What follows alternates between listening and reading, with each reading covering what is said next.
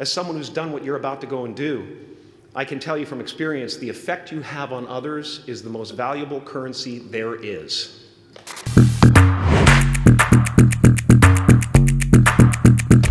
Now, fear is going to be a player in your life, but you get to decide how much. You can spend your whole life imagining ghosts, worrying about the pathway to the future, but all there will ever be is what's happening here, and the decisions we make in this moment, which are based in either love or fear. So many of us choose our path out of fear disguised as practicality. What we really want seems impossibly out of reach and ridiculous to expect, so we never dare to ask the universe for it. I'm saying, I'm the proof that you can ask the universe for it. Please. And if it doesn't happen for you right away, it's only because the universe is so busy fulfilling my order. Party size! My father could have been a great comedian, but he didn't believe that that was possible for him. And so he made a conservative choice. Instead, he got a safe job as an accountant. And when I was 12 years old, he was let go from that safe job. And our family had to do whatever we could to survive. I learned many great lessons from my father, not the least of which was that you can fail at what you don't want. So you might as well take a chance on doing what you love. It's not the only thing he taught me, though. You know, I watched the effect of my father's love and humor and how it altered the world around me. And I thought, that's something to do. That's something worth my time. It wasn't long before I started acting up. You know, people would come over to the house and they'd be greeted by a 7-year-old throwing himself down a large flight of stairs. They would say, "What happened?" And I would say, "I don't know. Let's check the replay." I'd go back to the top of the stairs and come back down in slow motion.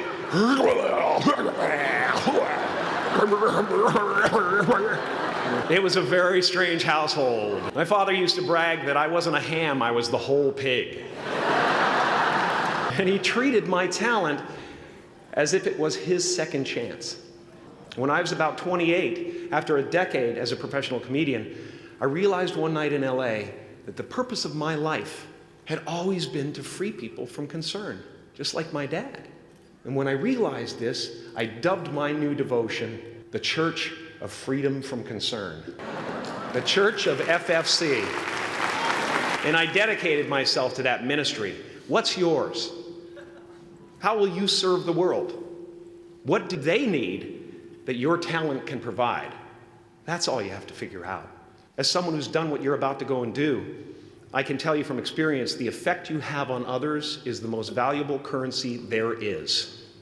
Because everything you gain in life will rot and fall apart, and all that will be left of you is what was in your heart. My choosing to free people from concern got me to the top of a mountain. Look where I am. Look what I get to do everywhere I go. I'm going to get emotional because when I tap into this, it really is extraordinary to me. I did something that made people present their best selves to me wherever I go. I am at the top of the mountain, and I was, and the only one I hadn't freed was myself. And that's when my search for identity deepened. I wondered who I'd be without my fame. Who would I be if I said things that people didn't want to hear? Or if I defied their expectations of me? What if I showed up to the party without my Mardi Gras mask and refused to flash my breasts for a handful of beads? I'll give you a moment to wipe that image out of your mind. But you guys are so ahead of the game. You already know who you are. And that peace that we're after lies somewhere beyond personality, beyond the perception of others, beyond invention and disguise, even beyond effort itself. You can join the game, fight the wars, play with form all you want, but to find real peace, you have to let the armor go. Your need for acceptance can make you invisible in this world. Don't let anything stand in the way of the light that shines through this form.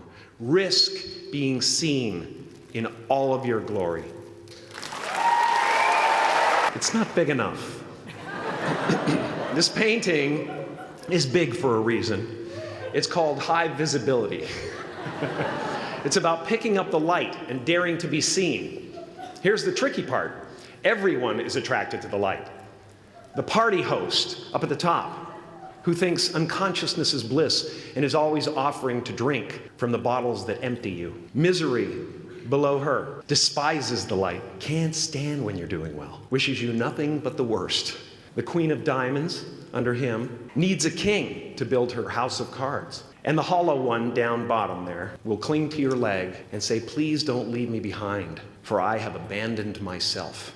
Even those who are closest to you and most in love with you, the people you love most in the world, will find clarity confronting at times. This painting took me thousands of hours to complete. And when I was finished, thank you, thousands of hours, yes. I'll never get them back. I'll never get them back. I worked on this for so long. I was weeks and weeks like a madman alone on a scaffolding. And when I was finished, one of my friends said, this would be a cool blacklight painting. So I started over. Welcome to Burning Man. Some pretty crazy characters up there, but better up there than in here. You know, painting is one of the ways, thank you. Painting is one of the ways I free myself from concern, a way to stop the world through total mental, spiritual, and physical involvement. But even with that comes a feeling of divine dissatisfaction. Because ultimately, we're not the avatars we create. We're not the pictures on the film stock. We are the light that shines through. All else is just smoke and mirrors, distracting, but not truly compelling. I've often said that I wished people could realize all their dreams and wealth and fame, and so that they could see that it's not where you're going to find your sense of completion. Like many of you, I was concerned about going out into the world and doing something bigger than myself, until someone smarter than myself made me realize that there is nothing bigger than myself. My soul is not contained within the limits of my body. My body is contained within the limitlessness of my soul. One unified field of nothing, dancing for no particular reason, except maybe to comfort and entertain itself. As that shift happens in you, you won't be feeling the world, you'll be felt by it. You'll be embraced by it. Now I'm always at the beginning. I have a reset button, and I ride that button constantly. Once that button is functioning in your life, there's no story that the mind could create that will be as compelling. The imagination is always manufacturing scenarios, both good and bad, and the ego tries to keep you trapped in the multiplex of the mind. Our eyes are not viewers, they are also projectors that are running a second story over the picture that we see in front of us all the time. Fear is writing that script, and the working title is, I'll Never Be Enough. Now you're going to look at a person like me and say, how could we ever hope to reach those kind of heights, Jim? How can we make a painting that's too big for our home? How do you fly so high without a special breathing apparatus? This is the voice of the ego. And if you listen to it, there will always be someone who's doing better than you. No matter what you gain, ego will not let you rest. It will tell you that you cannot stop until you've left an indelible mark on the earth, until you've achieved immortality. How tricky is this ego that it would tempt us with the promise of something we already possess? So I just want you to relax, you know? That's my job. Relax and dream up a good life.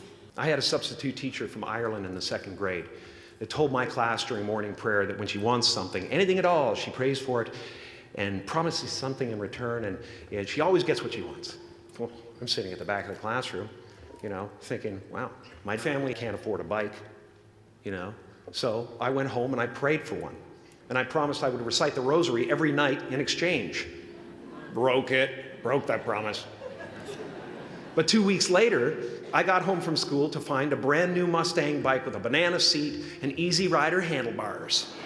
Yeah. Too cool. My family informed me that I had won the bike in a raffle that a friend of mine had entered my name in without my knowledge whatsoever. So that type of thing has been happening to me ever since. As far as I can tell, it's just about letting the universe know what you want and working toward it while letting go of how it comes to pass. Your job is not to figure out how it's going to happen for you, but to open the door in your head. And when the door opens in real life, just walk through it. And don't worry if you miss your cue, because there's always doors opening. They keep opening. And when I say life doesn't happen to you, it happens for you, I really don't know if that's true.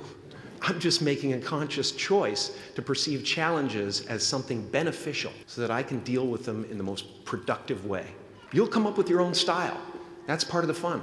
Oh, and why not take a chance on faith as well? Take a chance on faith. Not religion, but faith. Not hope, but faith.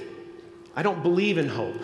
Hope is a beggar. Hope walks through the fire and faith leaps over it. You are ready and able to do beautiful things in this world. And after you walk through those doors today, you will only ever have two choices: love or fear. Choose love, and don't ever let fear turn you against your playful heart.